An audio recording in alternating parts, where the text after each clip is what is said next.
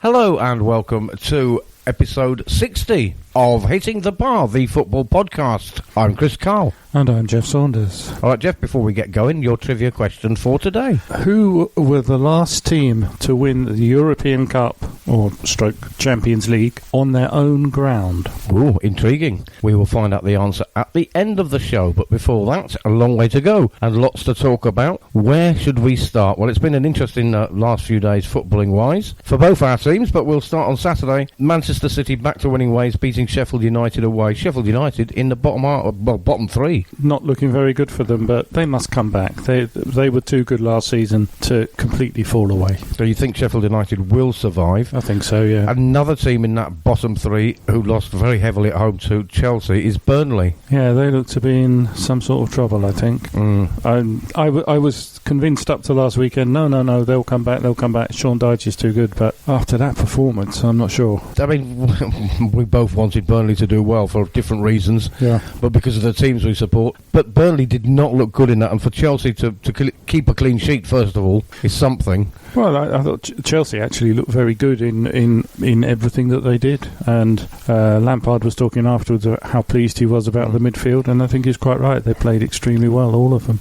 Right, so Chelsea doing pretty well again, but there are lots of candidates to go down this season, as I suppose there always are. West Brom, Fulham, Brighton being among them, but I think Burnley, there's something not quite right there. Is it that difficult third album kind of syndrome with Sean Dyche? Well, it's not third album, is it? Because they've been up a long time. On a farewell tour. Never mind third album. But look at Bournemouth. Bournemouth were relegated in their sixth season. Maybe all the Burnley players have heard everything Sean Dyche has to say, and there's nowhere to go.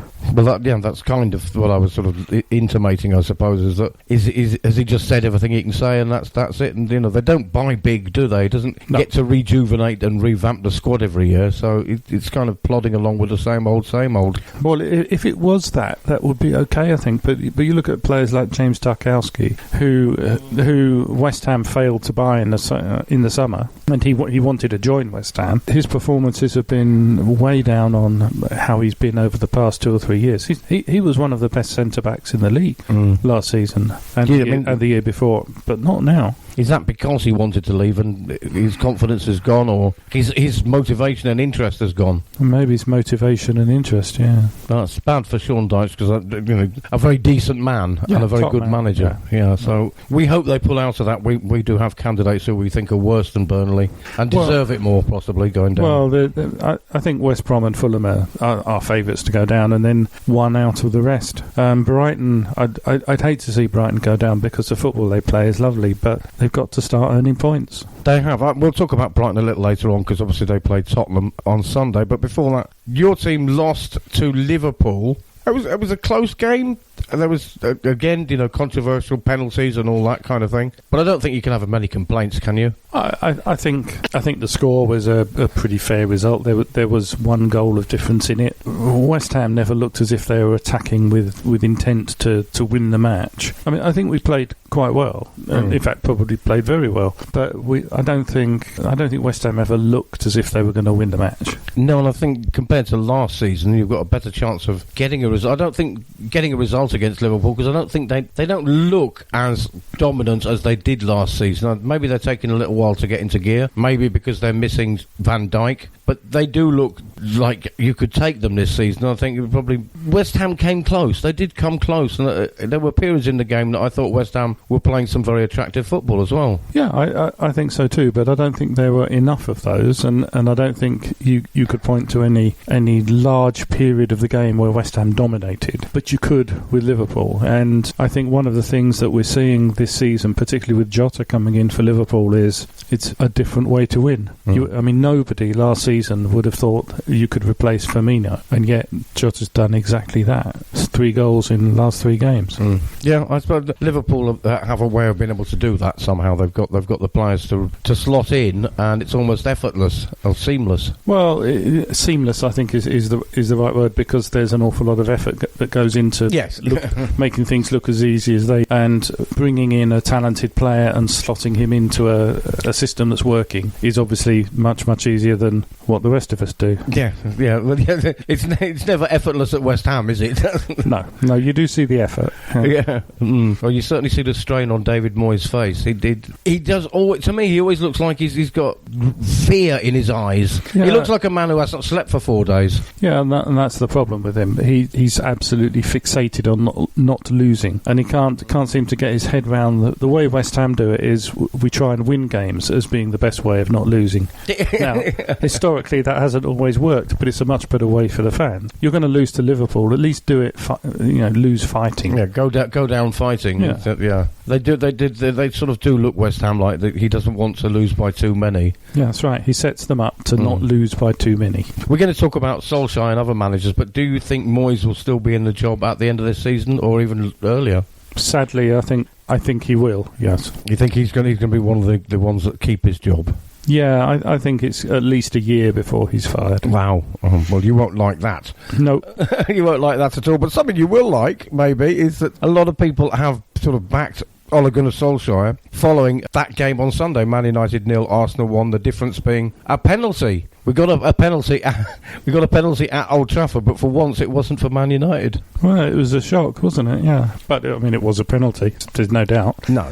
But what a terrible game between two very bad teams. Yes, it was. I mean, it was one of those games you think, oh, that looks tasty. I'll watch that before Tottenham. God, it was awful. And it was, wasn't it? It was. I mean, there was nothing to suggest either team can crawl into the top half of the table, let alone challenge for top 6. No, and last night's game between Leeds and Leicester, both of those teams would have hammered either Arsenal or Man United if they played that way. They were terrible. The most interesting thing in the day was about 10 minutes before the match kicked off, Andy Gray put up a picture, a chart, that compared Unai Emery on the left with Arteta after 26 Premier League games, and in every measure bar one, Emery was light years ahead of Arteta. The more points, more wins, more points, more goals, more shots. The only stat in which Arteta was ahead or better was goals conceded. And that's it. So he slightly shored up the defence. Yes. But he's not scoring as many goals and winning as many points. So No, and it's a big difference too. It's not even close. The difference between winning 2-1 or drawing 0-0, it doesn't. And that's the difference, isn't it? So he's not conceding the goals, but not winning either. So yeah, but it's over 26 games, so over 2/3 of a season. Yeah, that's a decent indication. I don't think you can say, which a lot of people do, give him time, as people do with Ole Gunnar Solskjaer, who's been there for what seems like ever. I think you've given 26 games is enough time to get a decent sort of set of statistics. Yeah, absolutely. And I think if he's got less points and less goals, then he's not made a change, has he? I've been mystified reading in the newspapers about the changes that Arteta's made, and there are some, but you get a hint of something and then it goes away again. No revolution, is there? No. And things like buying Willian, which I think was a stupid thing to do. But Willian does one thing: he runs up and down the right hand side, disappears up his own backside half the time, kicks the ball into Rose Ed. But Arteta stopped him doing the running up and down the right hand side.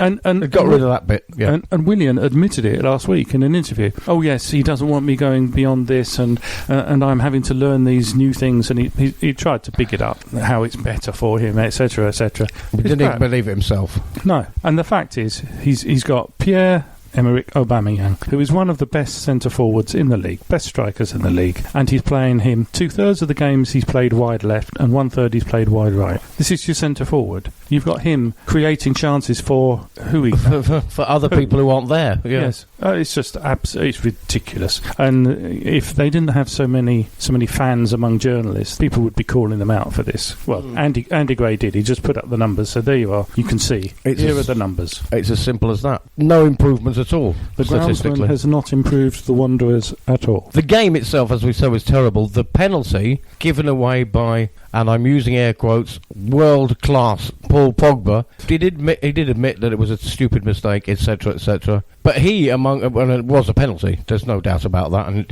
as I say, he admitted to it. But the rest of his performance was pretty dull. Oh, his abject performance, yeah. His pass is still going astray. And one of the things that we discussed is Roy Keane, ex-Man United player and man of strong opinion and pundit on TV, said that one of the problems for him is the players' commitment and lack of passion and motivation. And he said, if you're going to be paid that amount of money and you're playing for the trademark, biggest club in the world, you should be motivated. And he mentioned Cavani. Well, Cavani, his warm-up was hilarious. He stood by the corner flag and he lifted his right knee up behind him, and then he lifted his left knee up, and people in the place where I was watching him were just laughing and pointing. So, that's a warm-up, is it? I mean, does that say anything at all about Solskjaer and his control of the players? Does it say anything about Cavani's attitude? Maybe it does. I don't know. I mean, Cavani is a world-class player. If Roy Keane is correct, and I think Roy Keane is trying to be very, very sort of politically correct, if you like, in football terms here, and he's questioning motivation and passion and commitment. Motivation, passion and commitment are three of the things that a manager is supposed to instill in his team. Yeah, Keane was kind of indicating that he didn't think the players needed somebody to put their arm around them and kick them up the arse at the same time. Realistically, they should find it themselves. Realistically, yes, the players should find it themselves, but it doesn't matter which way you want to cut it. Solskjaer is not good enough for that job, which personally makes me very happy. I'm very happy about that. I want Solskjaer to stay there as long as possible. There are many different aspects to a manager's job, and we'll talk about tactics in a bit, because I think Tottenham had some very interesting tactical attitudes against Brighton, but I don't think Solskjaer's depth of tactic is there to make up for his lack of man management. He has neither, does he, really? No, he doesn't. If Manchester United don't score on the break, they don't score. Or a penalty. Well, yeah, but the penalty, they only get into the penalty area on a break. Right, yeah. They are completely incapable, and they've shown this throughout all of his time there, completely incapable of unlocking a defence. They can't do it. They counter-attack, and with those fast forwards they've got, that works quite often. But all the teams that sit back and say, OK, what have you got, find that Manchester United have got nothing. Arsenal didn't even do that, did they? I mean, both teams didn't really go out for the jugular. In days gone by with Alex Ferguson and Arsene Wenger, that was a game to watch on a Saturday or Sunday. And who did the teams have in midfield? Well, they had Scholes and Giggs and all those players, of course, in times well gone by. And Petit. They had competitive midfield players. Yeah, these were guys you didn't want to cup up against. Yeah, there was one competitive midfield player playing on Sunday, and that was McTominay. And he's like the lone voice in the desert at Manchester United. If I was manager, his first name I'd put on the team sheet, to be honest. Oh. But he was the only one that seemed to have any passion at all. Yes, I mean my point is that game was always a lot of blood, sweat and tears. Sometimes there were arguments and fights in the tunnel coming in or out of the game. Both teams saw that as a bit of a rival sort of game, a big derby, if you like, or between two big rivals. And there was none of that spirit on Sunday. None of that at all. It was dry. It was sanitised. It was careful and boring. Boring. Yeah, and again, Arsenal needed a creative midfielder to unpick Manchester United's defence, which is bad, by the way. I mean, it's bad. And, of course, he was sat at home because he's not in the first-team squad. You've got Marcus Rashford, who is 22 years old, probably one of the best players in the world. I don't know if you agree with that, but certainly one of the best English players in the world, I would say, up there with maybe Harry Kane. He's worthy of an England place, definitely. Yeah, without a doubt. But he can't do it all on his own. Sometimes players do have an off day. But, I mean, from what I saw of the game, he was trying, but there wasn't a lot of trying coming from anybody else, apart from maybe McTominay, as you said. I think Wan-Bissaka was okay because nothing came down Arsenal's left, so he locked off his position very well, which he will do because he's a very, very good player. For the rest of them, it was shocking. It was a shockingly bad match. The Manchester United supporters I was with were all absolutely unanimous that the Manchester United are terrible. Pogba is an embarrassment and should be sold as quickly as possible. And this is the Manchester United fans, and not me. I'm very happy for Pogba to stay. He appears to be undroppable. Yes, that was going to be my next point. Is they have got as you know, all top six have some sort of depth in their squad, and yet, like with Harry Winks at Tottenham, who I think Mourinho's beginning to have less faith in, he's one of those players that you don't understand why he's always on the team sheet. I don't get it. Why is Pogba always there? Well, these guys were all saying that they're convinced there's some sort of the deal around his media rights means they have to keep playing him. No, I mean that is just shocking. I know. Shocking. Nothing to do with sport at all. No, nothing at all. Nobody can find any reason why somebody who has played that badly, that consistently, how he still gets picked. And these Man United fans all saying it's media rights. That's what's behind it. But if you just think about the process that a manager, whether it be somebody as lacking in ideas as Solskjaer or somebody else as brilliant as Klopp, the process they go through from Monday to Saturday's game is who are we playing, how can we set up against them, who should I play to play against them, and then somebody from the PR department come along and say to you, you've got to put Pogba in. And go, well, it doesn't fit in my plans this week because we're playing Arsenal. But no, you have to play him because it's worth $4 million to us this week. Oh no, that's ridiculous. No, it's coming from much higher up than the PR. Sure, yeah, but it's all to do with how they financed the purchase of Pogba. And let's remember, Juventus laughed like drains when Man United offered that much money, and when Man United tried to sell him back last season for the same amount of money, they laughed at him. They laughed, and Man United said, "But we paid you that," and they said, "Yeah, we thought that was madness." But we're not making the same mistake. Yeah, but we weren't going to tell you, no, it's not worth that. Pay us less.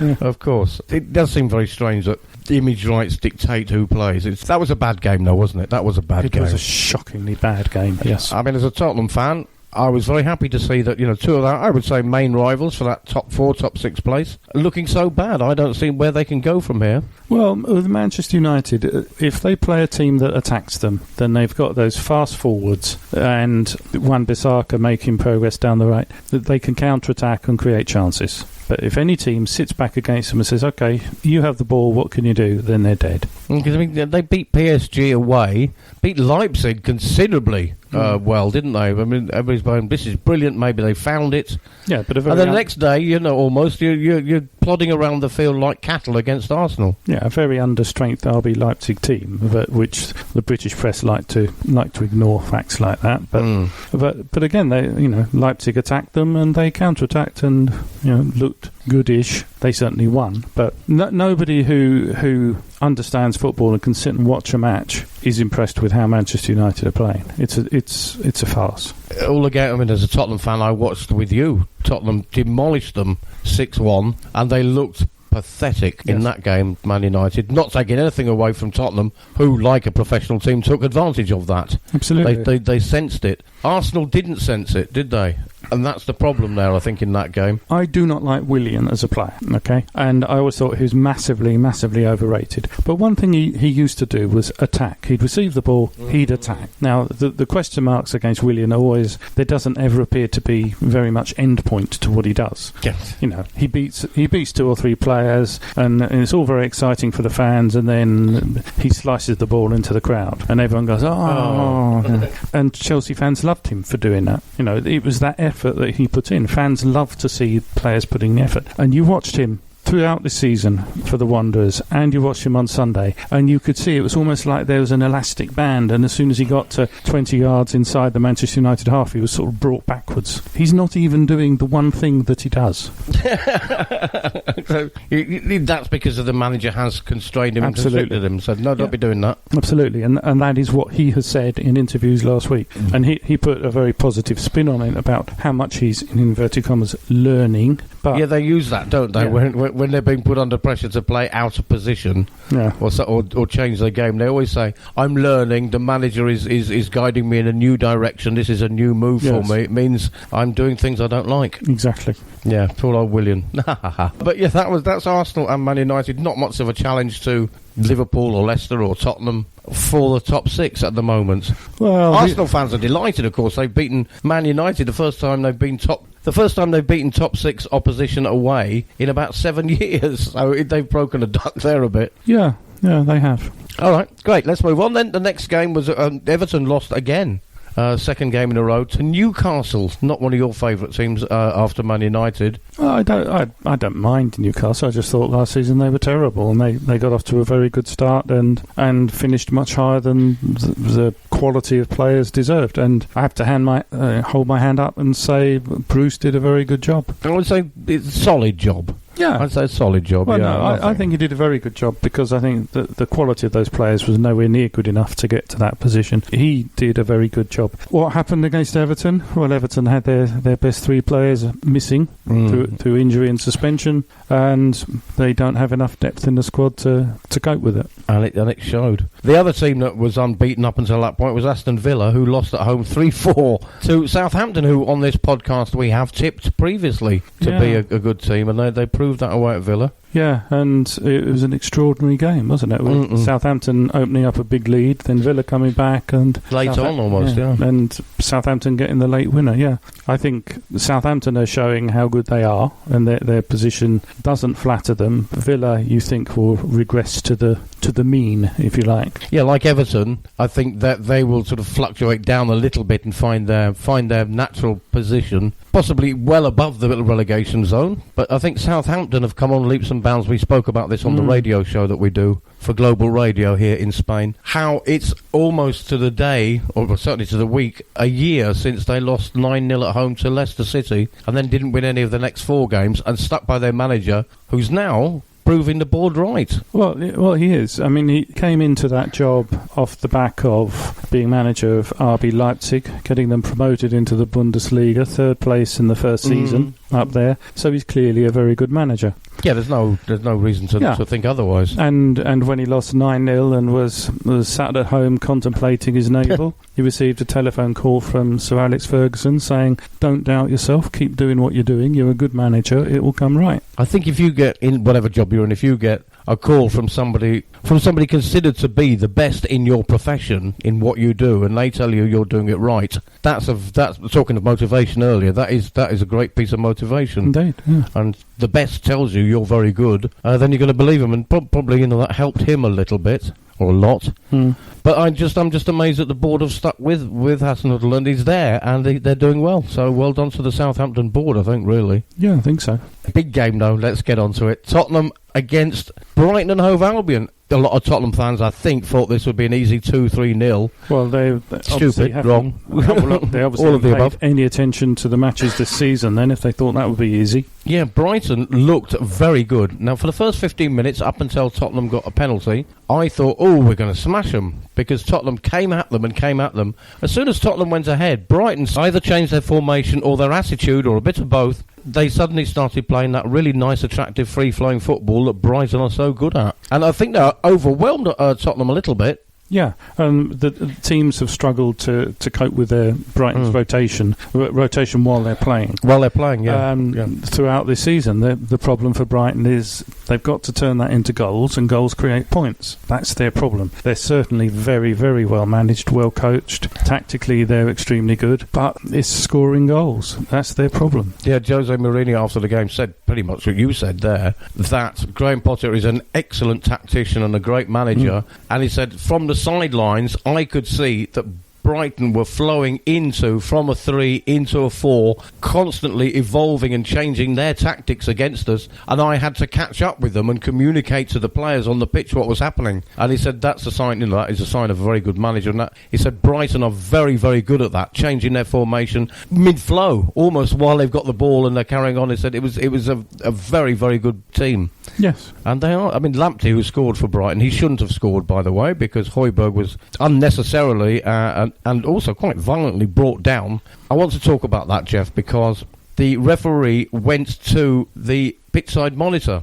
and you could see, watching the game, the cameras were looking over his shoulder at what he was looking at, and you could see Højbjerg being brought to the ground quite violently by a 2-footed tackle, and yet he didn't change his mind, and he gave the goal, even though there should have been a free kick to Tottenham just before it. What do you make of that? I disagree. No, I agree with you. The goal should have been chalked off. They always find an excuse to come up with the decision they want, and that was the case. I mean, for me, that's one of those where they showed it over over and over again, and from whatever angle you looked at it, it didn't look like the player got the ball. If you look at it from any angle, the rotation of the ball and the direction of the ball did not change during and after the tackle, so he had not managed to get the ball in any sense of the word. He completely took the player out. And I think referees have to come out and explain why they've made that decision, because not to change his mind having seen that is a disgrace. Yes, but it doesn't matter whether he got the ball or not. According to the rules, if you clattered a player like that, it's a foul. Yeah, even if he had got the ball, it wouldn't matter. Yeah. But my point being that it was so obvious, because the ball hadn't been part of the scenario there, that, well, nothing else but a foul, surely.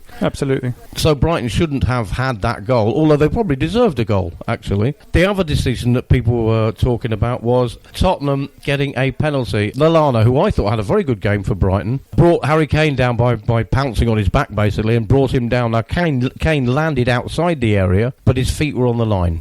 Well, then it's a penalty. However, it is a penalty. Now, a lot of people are saying that Kane bought that and he was going for the penalty. Other ex-players, your Alan Shearers and Gary Linekers, are saying that's what strikers have to do. It's part of their game. It's part of being a professional, is if you feel a foul coming on, you let it happen to win your team an advantage. That's kind of what you're doing. That's your job. I mean, I was taught by the players, pros and semi-pros, who taught us how to play football. I was a winger, and I was taught how you cut across the fullback. You give the fullback a choice. You get free, or he fouls you. Yeah, you force him into it. You force him to do it. Yeah, and that's what forwards do. It's not like Harry Kane could feel Lallana behind him. He's not going to turn around and go, "Listen, I'm just going to move out your way in case you foul me." Is he? He's going to wait for it to happen. There was a couple of occasions a bit later on where Kane did go to ground a little bit too easily. I'm not as a Tottenham fan entirely happy with that. But on the other hand, it is part of the job is to, if you feel the touch, go down. That is part of it. Was a penalty, though. It was on the line, and therefore it is a penalty. Yeah. A lot of people are saying Tottenham didn't look great, and we spoke. Frank Leboeuf said that Tottenham shouldn't be allowed to win the Premier League if they play football like that. Well, Frank Leboeuf's an idiot. Yeah, I mean, he said, well, who do you think should win the league? And he said, anybody. Southampton, Wolverhampton, Aston Villa, West Ham, anybody. But if Tottenham win the league playing football like that, then we might as well just pack up. I'm going to say it, but what an idiot. And that ignores the fact that every team that has ever won the league has had matches where they've played badly and got away with a win. And I wouldn't say Tottenham played badly. No, they just didn't play exciting, attacking football all the time. They played very professional football. But even if they had played badly, what the Leboeuf said is rubbish, because every team that's ever won the league has done so with some matches where they weren't at the races, but they managed to scrape out a result. And very often the ex-pros will tell you that's the sign of a team that's really, really good. Eking out and getting to the end of these tough games without giving the game away, and I thought Tottenham did that very well, actually, tactically, because Brighton were coming at them, and Brighton were going for an equaliser. Yeah, well, they weren't going to let it go. Brighton only have one way of playing, and that's the way it is. There's fantastic rotation of players on the pitch and trying to move forwards, a high press, shutting the opposition down. That's the way they play, and it might come back and haunt them if they don't start scoring goals. Then they're going to go down. Tactically, I think Tottenham got it right. It wasn't pretty. It wasn't exciting to watch. Tottenham worked very hard. I think they worked very hard for that victory. But the big thing, Geoff, was that it finally happened after 7 years and 166 days since the last time, or something like that. Gareth Bale got his goal. 4 appearances for Spurs so far this season. None of them a full 90 minutes. What did you make of that goal? First of all, it was that pin-perfect cross from Alderweireld to Reguilon. Talk us through that, because that was brilliant. Well, I thought it was excellent, and I think the most important thing from that is actually not how the goal was scored or anything, but the fact that it's happened means that people can stop talking about it now, and Bale can just get on with playing football. Yes, I watched the post-match interview with him. It's so nice. I mean, I was a Tottenham fan. It's so nice to see Gareth Bale finally with a smile back on his face, having had that turgid time at Real Madrid. And he was quite very sort of modest about it all, and he said, it's a shame the fans weren't here to have celebrated it with me. It's a big moment for me and a big moment for Spurs fans. I mean, he loves the Spurs fans, and he said he's so happy there and all these things. But you could almost, I think you're right, the relief was palpable that he's got it out of the way now. Bit more confidence, he's getting more game time in his legs, and I think he'll improve. But he took it very well, and the pass from Reguilon was also excellent, right onto his head. Yeah, and I think Reguilon deserves more credit than he's getting at the moment. He's proving to be a very very, very good buy.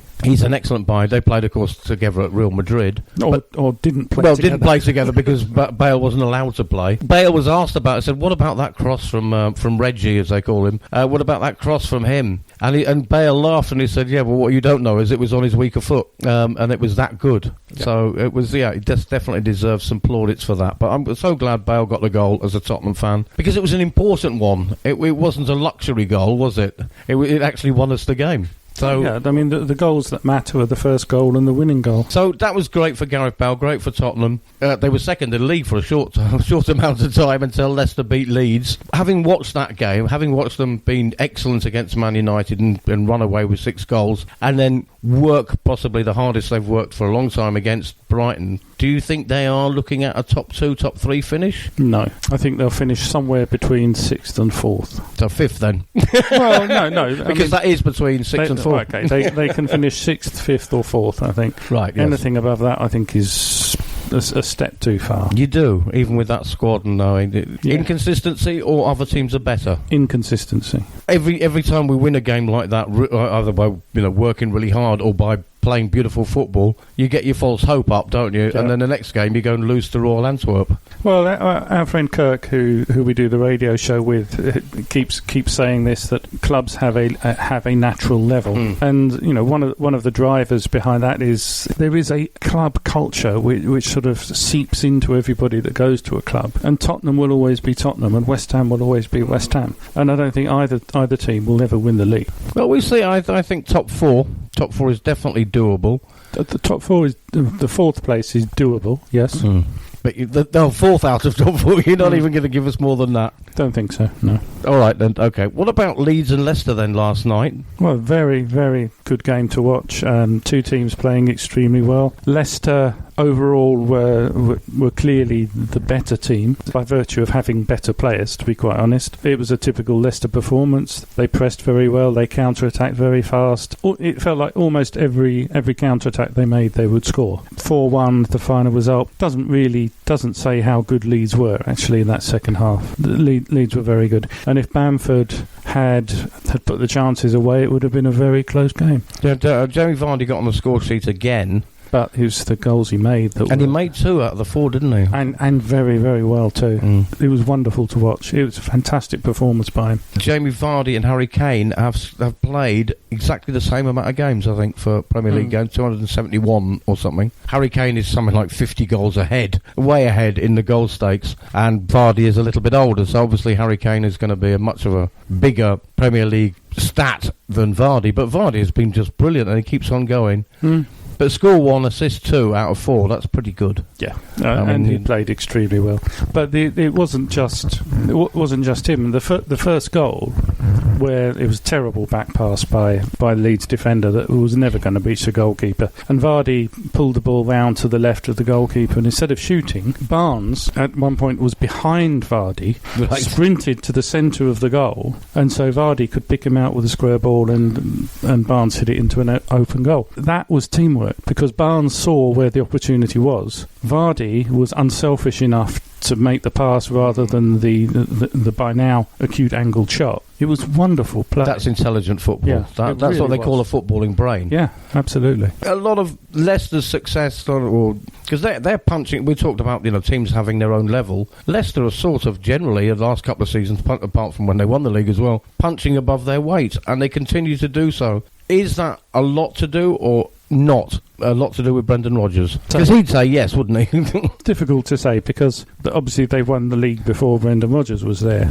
But one thing that although there's very few players now left from the team that won the league, one thing that both teams had in common was when they can put their best 11 on the pitch, it's an 11 that matches up really, really well against anybody. The problem comes with injuries, and do they have enough depth? This season, it looks as if maybe they do have enough depth. They won 4-1 without Ndidi playing. Yeah, that is absolutely remarkable, because indeed he is such a big part of that team. Yeah, you always say that when he's not playing, when we're doing our predictions, if indeed he's not playing, then they might lose. Well, the stats back it up, and he's like the talisman for them. And somehow they've managed to get round that somehow. Well, yeah, but you've got the young lad Fofana who's come in and looked extremely good. The fullback, very young lad. Okay, they've lost Chilwell, but you wouldn't notice, to be honest. No, Chilwell, of course, yeah. It was very, very impressive performance by all the players, and they clearly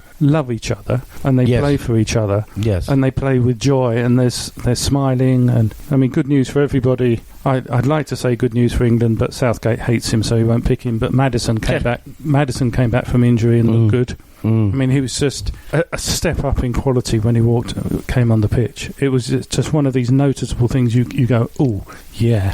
Whereas, the slightly lesser players play the simple ball, they play the square ball, they don't play the through ball, they don't try and take the man. Maddison, of course, goes for it every time. And I just went, oh, yes, what a good player. Yes. You said something there that got me thinking. I mean, it's very, very obvious, but it kind of struck me. You said that, the players obviously love each other. They play for each other.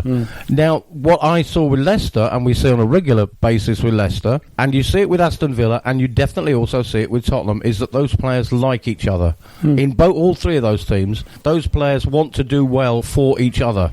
If you watch Arsenal, and I'm sorry to pick on Arsenal, but I'm not, and you watch Man United, those players do not seem to be particularly close. They seem to be ready or want to blame each other. Well, you saw that on Sunday in the match. Shouting at each other and criticising each other. I mean, Maguire is the worst example of it. Everything's everybody's fault but his. Yes, well, he has that where he looks with his furrowed brow at whoever is nearest. And that was kind of what was going through my mind when you said that, was that image of Maguire doing that. And then I had this image of, and it seems to be now a little tradition for him, Reguilon in the tunnel when the team were waiting to come out. Whoever's in front of him, he puts his arms around their waist and puts his head against their back and gives them a little squeeze, and then they're all high-fiving each other, and there seems to be a lot of laughter going on in training. And the same with Leicester. And then at Man United, there just seems to be a lot of individuals coming out and making separate statements, like Pogba, I was stupid, and all this kind of thing, but they don't seem to be playing together. No, they're very definitely not playing together, no. And, one of the sad things, actually, I mean,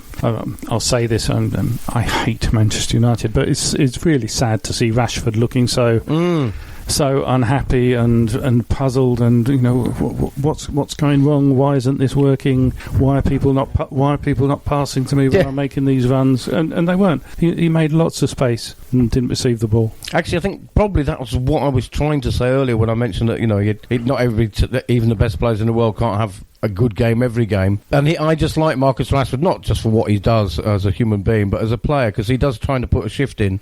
But if you're looking over your shoulder going, where's the ball, guys, half the match, or you're dribbling down the wing and you can't get any support, then it does seem to me like he's one of the few players that is motivated and putting an effort in. It must be frustrating. Well, he created so much space. He got himself into really good positions, and the ball just checked back, square ball, back to the goalkeeper, and I'd lose my temper in that situation. And I'm amazed he hasn't. I'm amazed he keeps it to just frustration. I don't know what the word is. Well, he's an even-tempered person. He doesn't overreact. He's not a Roy Keane in that sense of the word. No, but that's what that team needs. Actually, do you know what? Maybe that is what is missing. I don't know what the engine is, if you want to call it that, in Tottenham that has this great camaraderie. In Leicester, as you mentioned, but there's this understanding and appreciation and respect for each other. But what Man United need is maybe they need a Roy Keane on the pitch going, you effing bastards, get going, let's have this. Yeah. Because there isn't. Paul Pogba's in a world of his own. Well, Paul Pogba was brought to be that, and he just isn't. But he's no leadership qualities. I know, but he's never had any. And even in his best time at Juventus, he was an adornment. Pirlo created things. Pirlo was the creator, and the team was set up to enable Pirlo to spread his passes about like a quarterback in American football. Pogba would contribute to goals 3 and 4 and look good getting into the box in the inside left channel when the match was already won. But he has never turned a match around. Yeah, he's a luxury player, isn't he? Yes. In that sense of the word. But I don't see a leader there. You're right. A Roy Keane to kick their arses is what they need. Yeah, a Roy Keane or a flair player like Cantona who would not settle for that kind of behaviour around him. You know, I could see Cantona on a bad day screaming and shouting at the players for not making me look good and helping me score the goal. Yeah, maybe one of the issues the Wanderers is that players like Aubameyang, who should be making that fuss, are not. They're all, oh yes, well the manager this and the manager that, and oh God, it's awful. I think I'd like to finish our discussion on the words that Arsenal are awful, because that pleases me greatly, and move on to our predictions for the coming week. Before we do the predictions, and sort of relative to the Wanderers and their manager, the groundsman, there was a saying which everyone associates with Ferguson. There's no I in team. Well, with the groundsman, there's no I in the players are to blame. Yeah, very good. Love it. All right, let's move on then and have a look at the weekend's coming games. On Friday, we've got 2 games: Brighton against Burnley and Southampton against Newcastle. Well, a Southampton win, and Burnley have finally got to start getting something, surely. They must do, mustn't they? They must do. Let's go for a Burnley win on the... It has to come right at some time. Just on the basis of they're due. They're due it, yeah. Although Brighton, I do like watching Brighton. They gave me a lot of nervous frights against Tottenham. Yeah, Brighton look very, very good, but they've got to score goals. Goals create points, and they're just not doing it. They brought Danny Welbeck on, very late on, actually, probably far too late. But maybe they've got that now. Maybe that will make a slight difference. All right, so that's Brighton, Burnley, Southampton, Newcastle. This coming Saturday, Everton against Manchester United. Now, Everton had lost 2 now. Yeah. On the bounce, having been, Premier League leaders for a little while. Oh, I think an away win. I think Manchester United winning 2-1. Yeah, I think I'm going to go for that. Leeds are away at Crystal Palace. Leeds win for me, that. Yeah, Leeds win, yeah. Yeah, especially after losing to Leicester. I think they've got...